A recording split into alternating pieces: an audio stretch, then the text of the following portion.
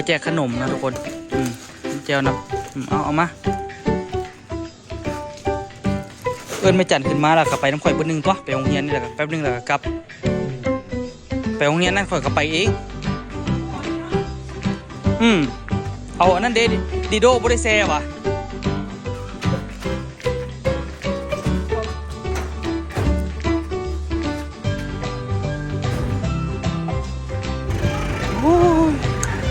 ไปวันขอที่ปิดโรงเรียนแล้วได้ดินะดูเบสอ่ะไปดิมีคนสั่งตัวหินวะ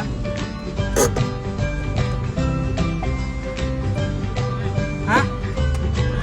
โอ้โหพวกน้องทุกคนวันนี้นี่ก็ได้ช่วยๆกันจะกินขนมพร้อมศรัทธาเพิ่นเนาะคนเดียวเลยมื้อนี้พอคำสิ่งพุทธปัญญาอาจารย์เพิ่นยังใหม่บ่แล้วสบายดีทุกคนเด้อสบายดีตอนสวยเด้อเฮ็ดจังได๋เฮามื้อนี้ตัวว่าสิไปแจกกันนะไปแจกกันไปอันน่ะโรงเรียนกูประมาณก่อนมื้อหน้าแล้วค่อยไปตรงนั้นต้องได้ไป2โรงเรียนก่อนต้องได้ไป2โรงเรียนเลยก่อนแต่ว่าเอาไปให้โรงเรียนนี่ก่อนก็ได้แล้ว2ชุดเราไปโรงเรียนนี่ก่อนล่ะโรงเรียนนั้นจึงว่าน้ำหลังที่เอาไปมื้อนี้นะทุกคนเนาะเฮาว่าสิไปอันน่ะเอาโต๊ะไปส่งล่ะเพิ่นโอนเงินมาล่ะเหลือล่ะเพิ่นว่า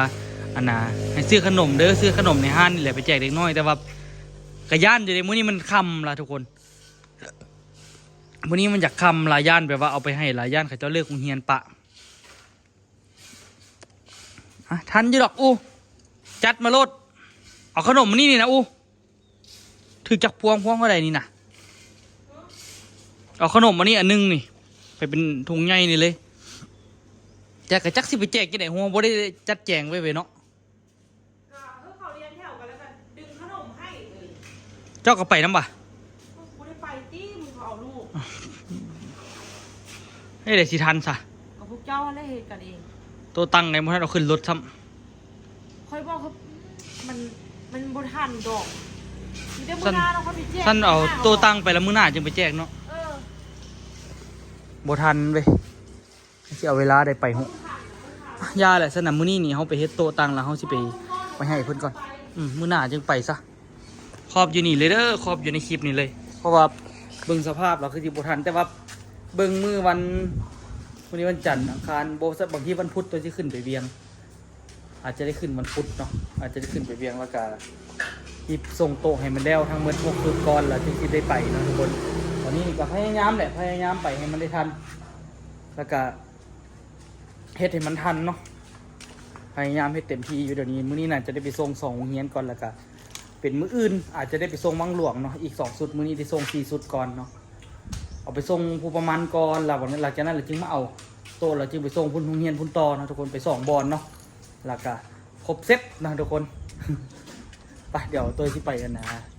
เบิ่งโตเบิ่งตังน้ำต้นตาลมีนาก่อนลายจึงสิออกไปทุกคนตอนนี้นี่ก็ยังบ่ทันแล้วแท้เถื่อต้นตาลหากำลังซีสเปรย์โดยกระทะสีแล้วมื้อเช้านี่ละทั้งหมด4ชุดเนาะเดี๋ยวสิได้ทยอยเก็บขึ้นรถแล้วก็สิได้ออกไปเลยขึ้นมาก็ฮิบไปฮิบเอาเดี๋ยวนี้นี่ล่ะมันจึงอันนั้นเพราะว่าเวลามันบ่ไหลเอานี่เป็นธงเลยเอานี่เป็นธงเลยนะทุกคนเอานี่ธงละ1,000 กีบนี่นะแล้วก็สิเอาโถอันอื่นอีกเอาอันนี้ไปกันเรื่อยๆได้หลายเติบได้นี่ขนมนั้นนำหรอบ่แต่ว่านี่ให้มันครบคนซะคนละอัน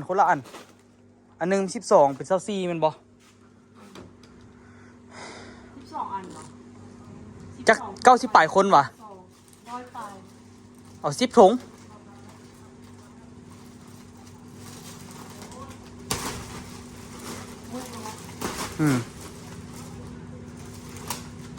1 2 3 4 5 6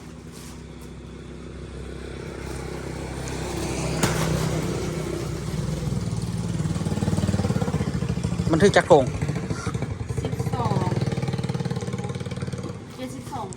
เอาอันอื่นมาอีกให้มันได้เห็นนะทำกันอันนี้ก็เอามานี่นะไผ่ทึกอะไรก็เอานั่นแหละเอาไปแจกขนมนะทุกคนเจลน้ำเอามาเอิ้นไม่จันขึ้นมาแล้วก็ไปน้ำข่อยบนหนึ่งตัวไปโรงเรียนนี่แหละแป๊บนึงแล้วก็กลับไปโรงเรียนนั่นข่อยก็ไปเอง เอาอันนั้นเดดีโดบ่ได้แซ่วะมื้อนั้นจะเอาแก๊สหยังมาบ่เอาดีโดอันนั้นก็ได้นะดีโดอันบ่อยู่เย็นก็ได้นะบ่ยานะเขาไอนะเด็กน้อยทุกมือนี่นะว่ะเล็บอยู่อ่ะ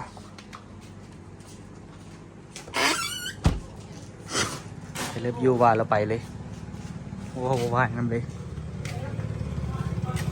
เดี๋ยวไปแจกขนมไปแจกอันนั้นนอนโต๊ะกระฮิบเอาไปให้ก่อนแต่ว่าโรงเรียนนี่ก็น่าจะทันอยู่คิดว่าได้นี่ทั้งหมดนี่เดี๋ยวให้อุคำจัดไปเนาะทุกคนเนาะจัดไว้ได้หลายอันอยู่ขนมนี่ก็เอาไปซ้ำที่พอดีพองามเนาะ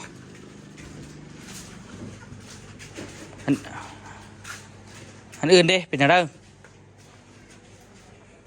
เป็นแนวเด้อพออยู่อ่ะเหลือเราเอาไว้ค่อยกินได้พูดละ2-3 อันฮะได้พูดละพูดได้ออกมาแล้วก็ได้พูดละ3 อย่างพูดละ3 อย่างเนาะอ่ะเดี๋ยวไปเอาโต๊ะขึ้นก่อนเด้อทุกคนเด้อเดี๋ยวเอาโต๊ะขึ้นรถก่อนซื้อหงยางเสื้อพอไปห้องแล้วก็แจกแล้วก็แล้วเนาะได้โต๊ะนำได้ขนมไปแจกเด็กน้อยนำโอ้ยสำนีก็ยิ้มเปื่อยๆแล้วเด็กน้อยอันอีกพอละพอป่ะมีจักอันหงยางเฮง1 กิโลบ่จับไปเลยจับให้รถบ่เอาเป็นถุงก็ได้บ่ใส่ถุงก็ได้ไปฮอดแล้วจับให้รถ2-3 อย่างเขาเจ้าจับร่อนอยู่ดอกมีแต่ขนมอันนี้อันนึงขนมอันนี้อันนึงแล้วก็ปีโป้จักอัน2 อันบ่ปีโป้นี่มีจักอันถุงนึงมีจักอัน30ว่ะ3 1 2 3 4 5 6 7 7 3 21นี่ก็200ปลายตัวแห้งเอาพูละ2 อันปีโป้คนละ2 อัน2 4 6 7ปีโป้7 ถุงเนาะเดี๋ยวให้โอคัมมานานั่นเนาะเดี๋ยวเจ้าไรเอาเดี๋ยวคอยไปนั่นก่อนพอไปเบิ่งเรื่องโต๊ะก่อนเอาไปแล้วตัวชิมมาจ่ายเพราะว่ามันยังมีเงินเหลือของเพิ่นอยู่นะทุกคน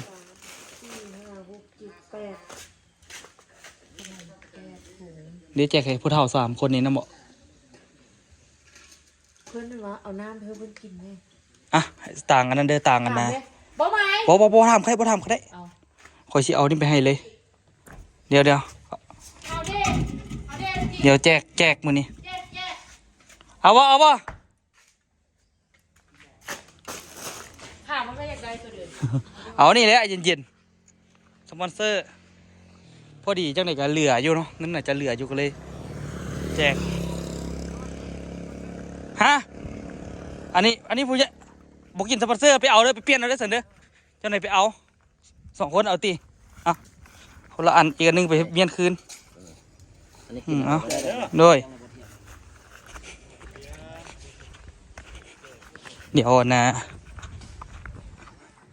บ่ใหม่แล้วมาเอาเองเด้อเอาให้ให้ต้นตาลไปเอาซื้อให้ต้นตาลไปใบนะบ่น่าจะเหลืออยู่นะงบน่าจะเหลืออยู่ตัวคิดว่าได้ก็เลยน่าจะซื้อไปให้มีนาต้นตาลกินน้ำเดี๋ยวให้มีนามากินโออิชิของเขาหอมดีเนาะให้ต้นตาลกินเย็นส่วนตัวโยยกินขอกินน้ำเด้อบ่ไม่เอาน้ำมาเลยบ่ใหม่เอานั้นเขาจะ30พันนะ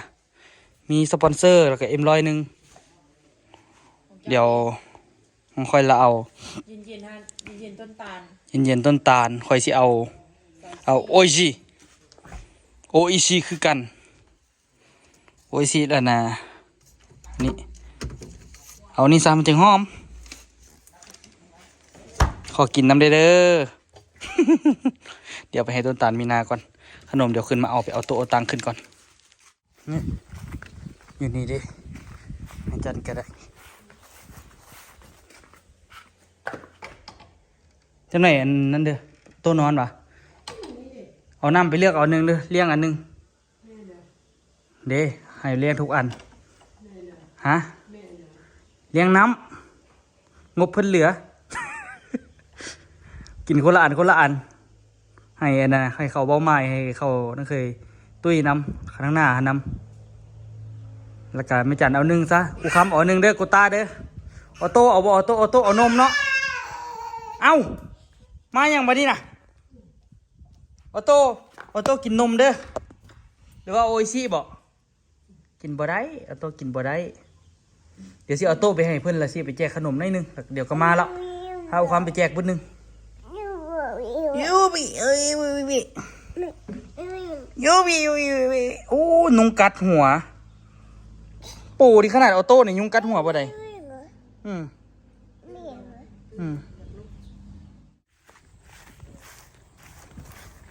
ไปที่ไหนฮะ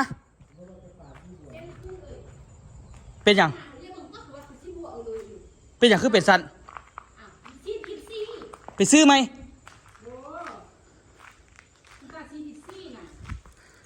สีนี้ก็ได้นะเอาสีเหลืองใส่แล้วก็พอตัวต้องเอาสีเหลืองใส่ก่อนเพื่อเอาสีนี้ใส่ สมองเบื่อ มาเธอบอกว่าเลิกกันเหรอ เบื่อนะอยู่จับสีแดงสีจุดเร็วเลย คนถวยได้อันงานคือสิบวชนี่บ้าง ห้องห้องไปเอามือไหน ฮะ เอามือเลยนะ เป็นอย่างคือเป็นสีนี้สิวะ ส่วนสีแล้วเราเอาคือเป็นสีมือเลย โอ้คักกระดาษจุดที่ไปเลยยังมาซ่ายเลยเนาะอ๋องบบริษัทเหลือ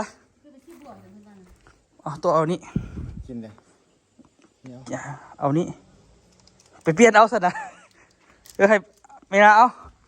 กินอะไรมันจึงหอม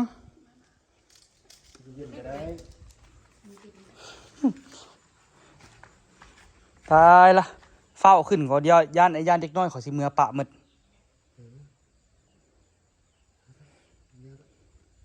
ยามันทาสำเร็จสำนึงก็ได้แล้วแหละเป็นแต่ว่ามันซ่าสิละอุตส่าห์สิแล้วแล้วต้นตันจวดจาดสิเฮ็ดอันนั้นที่เอาอันนาเอาของอันนา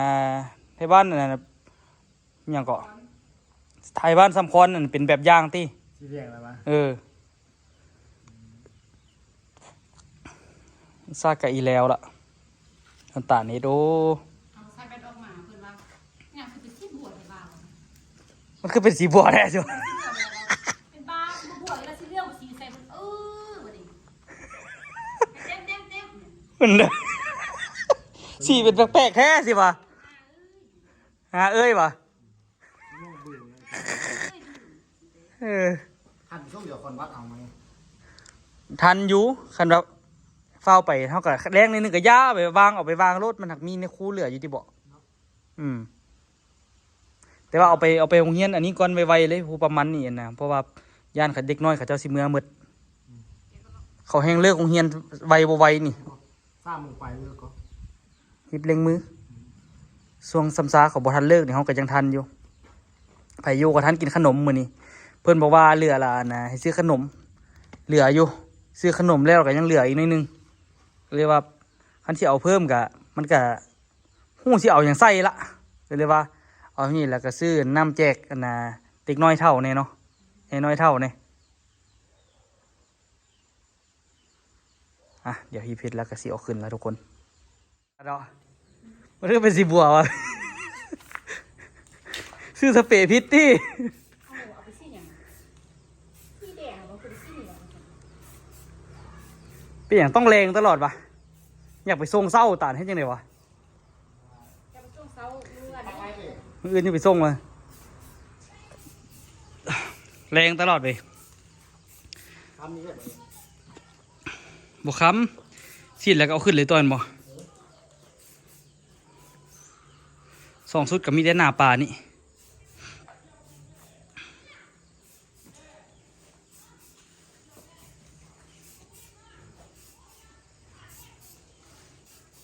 เป็นแปลกๆเนาะ สร้างคลิป เป็นดังเลยเขาปากกระดังหมด เป็นที่จะใส่อะ หืม ที่จะใส่อะ สีสดใสในท้องฟ้าโอ้ยเมื่อยน้ำมันขี้ฝุ่นนี่เนาะให้ยังไงวะ เลยเฮาสไตล์เขานะยายตั้งบ่ได้มันย่างยายข้าวแล้วมันขม ปูเขาดังบอก ยังจะบ่ต้องย้ายขาไม่ตัน นี่หรอ ปูนั่นบอกตัดที่หมดบอกเขา เกือบดีละอุตส่าห์แต้มดอกบักเข้มๆดีเนาะ เต็มรอบ โอ้ตาลนำเบิดเลย ขอโทษได้เบอร์ละ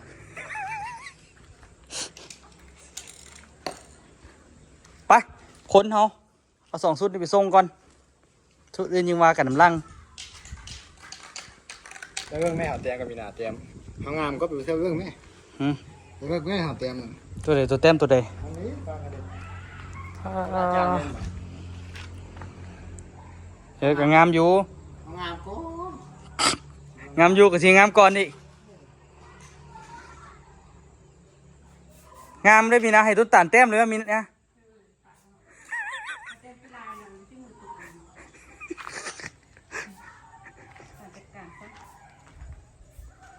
เอาเกียมไปส่งนะทุกคนหยอกๆกันซื้อดอกแต่ว่าดอกจำปาช่วงนี้ก็เป็นแปลกๆนิดนึงนะแต่ก็งามคือเก่าออกมาก็ได้ เขาซ้ำอีกทีเด้ โอเมนอันนั้นวะดอกจำปาที่เขาซีดยาวะ สีดัง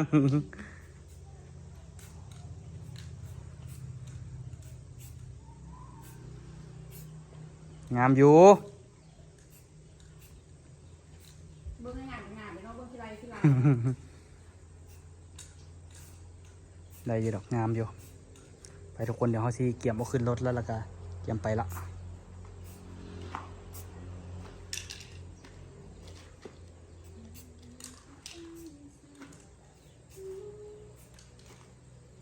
เปลี่ยนไอ้กะ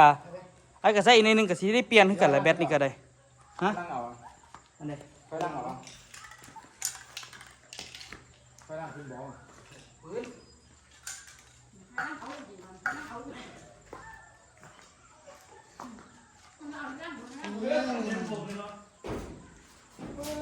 จะพูดไม่อยู่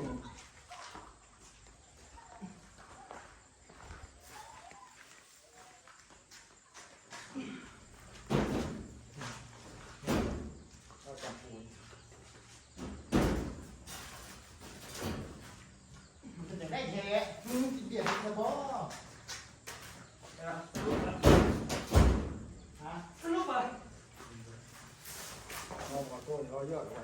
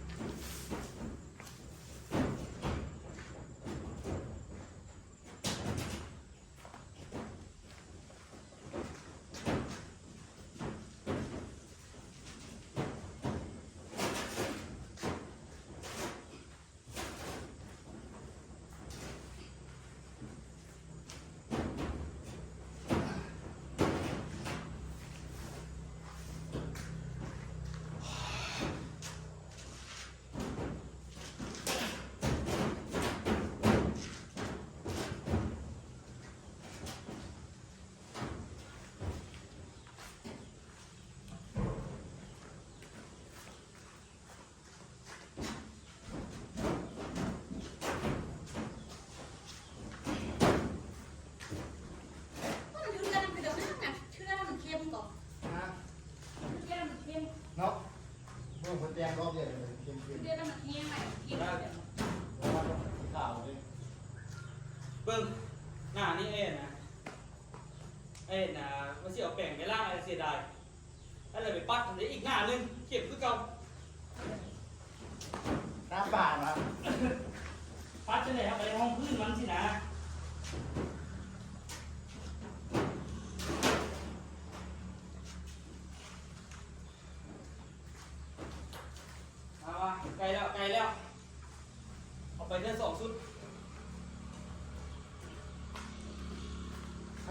ซอยนั่นก่อน เกี่ยมมันจะถอยรถไปเข้า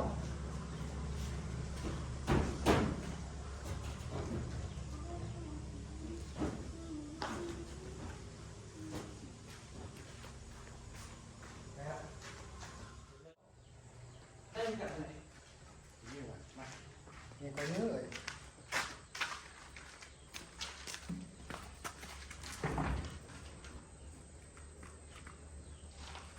ดีใจขนาดเนาะก็ขึ้นได้อยู่ต่ำเอายอมนั่นเลยเอามันไปยกขึ้นเอาส่วนหนึ่งวางก่อนละส่วนหนึ่งจับ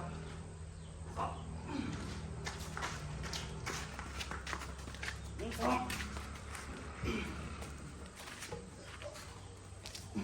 จับไปด้วย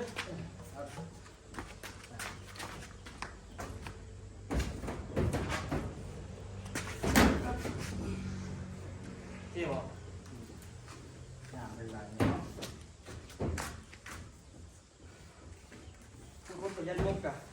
เอายางรถแค่3 อันเนาะตั้งหน้าโต๊ะกับตั้งเข้าก็ได้แล้ว โบ้ตัดเส้นออกกระยองเลยนะ อืมเอานี่เพิ่มหน่อย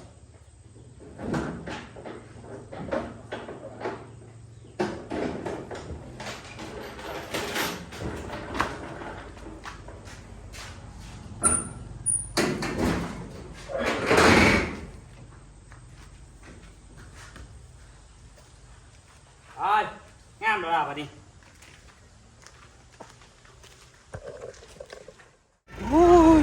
ไปวันขอสิปิดโรงเรียนแล้วได้ดินะกูไปเห็นอย่าง3 โมงแล้วนี่ 3 โมงละ ย่านบุทันอยู่นี่ที่ไปส่งโตส่งตังแล้วก็ส่งแล้วเดินทางไปโรงเรียนภูปามันเนาะทุกคนโตเนี่ยก็อุ้มหลานเหมือนกันเนาะเดี๋ยวเฝ้าไปส่งแล้วทุกคน3 โมงแล้วโรงเรียนนี่เขาจะเลิกไวก็ย่านเขาที่เลิกบะอยู่เลิกแล้วก็มีขนมไปกินอยู่บ้านพ่อมือนี่สบายไล่บางดีบางคนนี่กะบ่ฮอดบ้านซับ กินหมดก่อน เบิดก่อนนี่ทุกคนดินจะสั่นเฮาดินที่ตัวซื้อโอ้ตัวนี้เขาปักหลักกูละปักหลักแต่มือนั่นเลยเนาะ เขาจะแปลงกูละนี่ กินเฮาอยู่เจน สุ่มไม้สุ่มอย่างพวก ยั นี้ งสู้เลยกินเฮา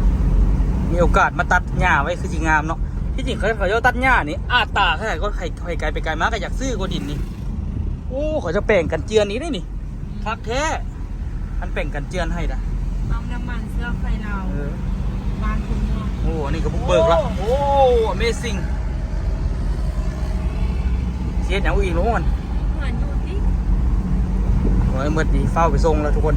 บัวรับออก เจอกันยงเงียน ฮอดโรงเรียนภูป้ามันแล้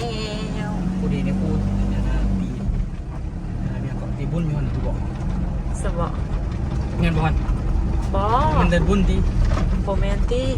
แมนบัวลมกันนะ โอ้ลืมเขียนชื่อเพื่อนอู่ เน่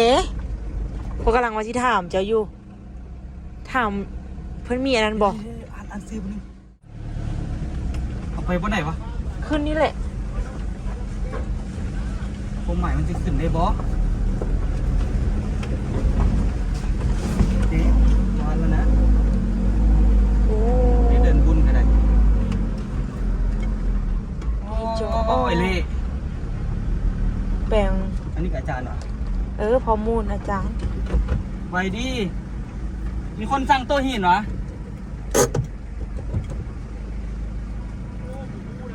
ฮะบ่ฮู้อ้าวคือว่าเพิ่นสั่งมาให้ลงเฮียนนี่ฮะเอาในครูยุงเฮียนนี่แหละเบิ่งมึงดูผู้ใดเอามา เอาตัวยำเลย พอยอกมีคนซื้อให้ พอคำสิ่งบุญทาปัญญาเนาะพอยอกในนึงเด้อ เพิ่นอยู่ต่างประเทศเพิ่นซื้อให้2 ชุดแมนพอดีจักโมงเลิกเฮียนนี่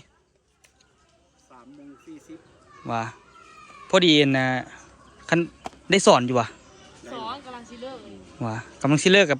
พอดีมีขนมมาน้ำสิเด้เอามักไว้บ่ได้อาจารย์2 ชุดโอ้มันต่ำกันเมื่อกี้ตัน ต่ำที คือว่าตึงมือนึง ปลา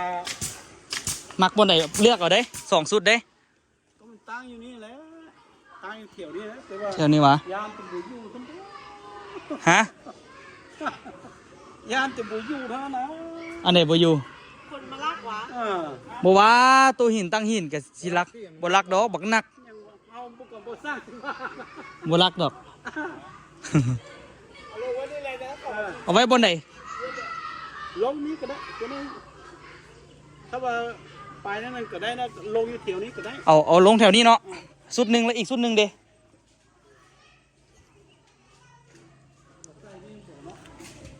2 ชุดเอาใกล้ๆกันเลยเนาะโอเคเดี๋ยวอันถอยรถแล้วก็เอามาลงเนาะ ลงนั้นเวลาพอครูก็เอาที่จัดสถานที่ไว้ แม่นแล้วบ่เอาบอลที่แบบว่ามักได้นั่งสินะ นั่งอย่างนี้ โอเคเดี๋ยวถอยรถซะนะ มีห้องนี้นะ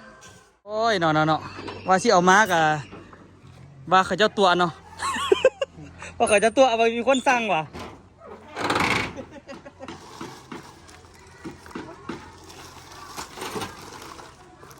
จับเนี่ย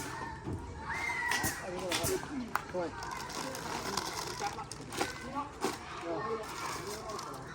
ัวใหญ่แล้วแต่ใส่เครื่องกลางนี่ งามบ่จ้ะพลาดแกมดอกคือดี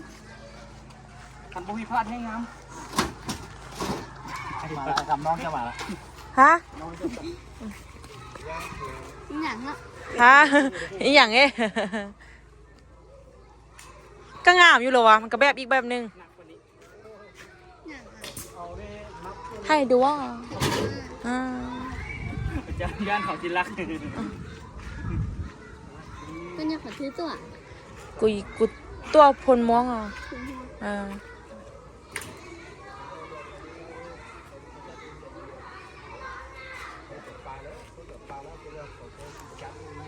นี่คือจับจ้อง ฮะ นี่คือจับจ้อง เออให้จะจ้องเที่ยขนมเที่ย อันนี้ซื้อเพิ่นหนังสือก็งามจำเป็นแล้วเนาะลายมือบ่งามทานคำสิ่งบุญทะปัญญาเนาะซื้อเพิ่นผู้ที่ช่วยสนับสนุนเด็กน้อยมื้อนี้เนาะพูดนะเด็กน้อยเริ่มกระตือรือร้นออกมาแล้วได้มื้อนี้มีขนม ไปเดี๋ยวหามนั้นลงก่อนเดี๋ยวหาในห้องเอาดีแท้ก็เอาฝาเบียร์นะ จะได้ที่เอาเกี้ยมา ฝาเบียร์ห้องคักอยู่แล้วสุดหนึ่งละในเรื่องเนาะ2 ชุดมาให้โรงเรียนบ้านภูประมันมือนี้ทำเหมือน6 ชุดเนาะศรัทธาของเพิ่นผู้เดียวซื้อให้เด็กน้อยเดี๋ยวมีบนนั่งแล้วก็ครูอาจารย์เพิ่นได้นั่งพักผ่อนเนาะห้องบ่ได้เท่ากับตันอันนี้หาในห้องในนึงกะนั่นละมันอาจจะเป็นน้ำมันพื้นหรือว่าเป็นน้ำมาเขาเฮ็ดมาบ่ทันนั่นดีเนาะเขาอย่างห้องน้อยนึงมันก็แข็งละ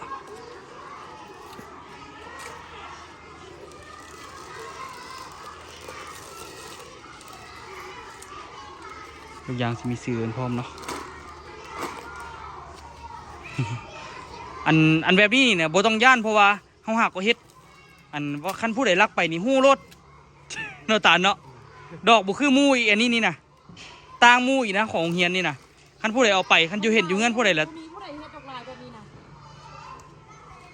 นี่เบิ่งดอกก็ฮู้แล้วนะตาเนาะเพราะเฮาอ่อนพลาดในนึงดอกสุดนี้นี่ต้นตาลเฮ็ด3 มิติแล้วก็เลยแบบว่าคันผู้ใดเอาไปนี่ฮู้รถนะ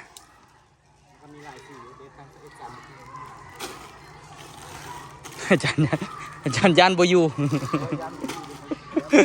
เอามาเลยย่านบ่อยู่ ว่าบักนักเป็นนัก นักเท่าใดเขาก็เอาได้เนาะ เข้าโรงเรียนแล้วก็เอาเข้าเนอะ อาจารย์หมายเพิ่น ยามนั้นก็ อาจารย์หมายตังไว้พร้อมหมายทางในเพิ่นว่า เขาก็เขียนพมใส่แล้ว เขียนรูปสัญลักษณ์เนี่ย เพราะว่ามันเอาไปสิเด็กก็ โรงเรียนภูประมันสิวะ เขาก็ลึบใส่แล้วก็โอ้โห บางเชือกเขาบูเบิ้งอีกไหน พอปมละแล้วอันบ่ งามเลยเป็นสีแดงตา งามบ่วะ เที่ยวซ้ายแล้วก็เที่ยวยิง เอา ย้าย ย่านบ่ได้ครบกันเว้ยครบอยู่เนาะเท่าไรจำนวนมาพอดีอยู่ เที่ยวดี มัน เอาอุคำแจกอุค มันสิโค้ยวะ น้อยมันก็หลายอีกนะ จับเที่ยวดีๆแล้วจับเที่ยวบ่ดีบ่เฮ้ยเลยขนมเนี่ย ำมาตาลแจกตาลเอาแนว อันนี้แล้วก็ ปีโป้2 อันอันนึงปีโป้2 อันแล้วนี่แหละไปเดี๋ยวเฝ้าแจกเฝ้าไปเนาะทุกคนมื้อนี้นี่ก็ได้ซวยๆกันได้กินขนมพร้อมศรัทธาเพิ่นเนาะคนเดียวเลยมื้อนี้พอคำสิ่งพุทธพัญญาอาจารย์เพิ่นยังหมายบ่แล้ว ฮอพอปมแม่นบ่ เอาหยิบแจกกันไปเนาะได้พูดละเล็กพูดละน้อย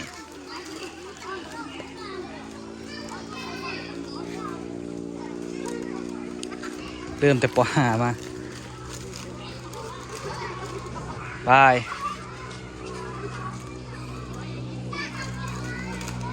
ครบเสร็จเนาะแต่ละห้องไปได้แล้วก็เลี้ยวไปอ้าวผู้ใหญ่ก็ยากวะบ่ผู้ใหญ่ก็ยากวะบอกกันผู้ใหญ่ยากละมื้อหน้าที่เอาไปหาตัวมีฟองดอกไก่ก็ยังบ่ทันได้กินเท่าน่ะไปทำแม่ไก่ก็สิไปซื้อไก่ตลาดบ่กินแล้วไก่ตลาด อ่ะเดี๋ยวแจกไก่แต่ละห้องเด้ออันนี้นี่ก็มีหลายห้องอยู่เนาะเฮาสิทยอยแจกจนครบเนาะแล้วก็จะชีวิตไทยบรรยากาศให้ทุกคนเบิ่งหน่อยนึงเนาะเพราะว่าคลิปมีสิแกยาวเพราะว่าต้องได้เฝ้าไปนั่นอีกก็ทุกคนเอาอีกโครงนึงกันเด้ออูฮันเด้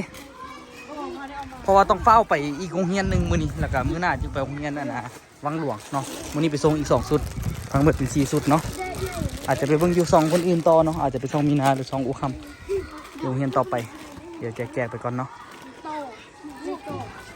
ป.5 แล้วป.4 วะเขาเอามาแบบครบห้องแล้วทุกคนต้องย่านเนาะเล็กน้อยถ้ายิ้มอยู่แหละ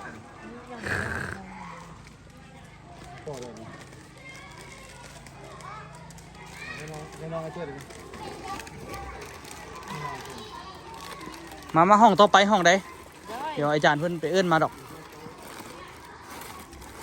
ผู้ยังร้ายครับ ไหนวะ ผู้จ้างที่ถูก บอกว่าหลายห้องอยู่แจกซ้ำนี่แหละเพราะเขาคิดไรมาซ้ำนี่แล้วเหลือก็เหลือบ่หลายดอกคันว่านักเรียนมาครบเด้ย่านแต่มาบ่ครบพันเนาะคันว่าเหลือเขากับโอ้คันไปแจกเพิ่มนี่ก็ย่านเขาสิญาติกันเนาะยาคันมีก็เหลือก็เอาไปแจกเด็กน้อยทางอื่นก็ได้จัดเที่ยวตรงนะ จัดแถวผู้หญิงผู้หญิงซ้ายเดี๋ยวซ้ายอันนี้ไทยบ้านเขาอันนี้เสร็จจัด2 แถวยิงซ้ายไว้โอเคมาบัดนี้นะ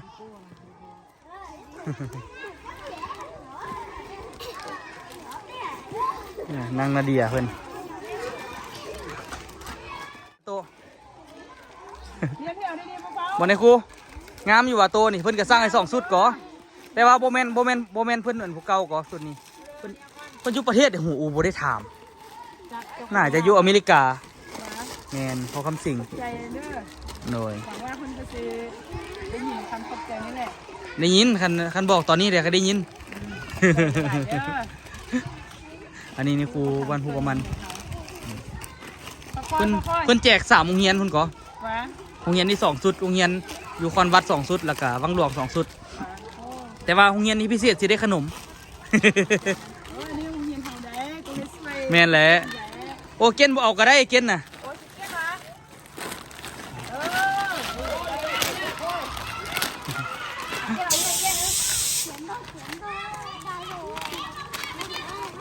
เกนพิเศษได้เกนน่ะ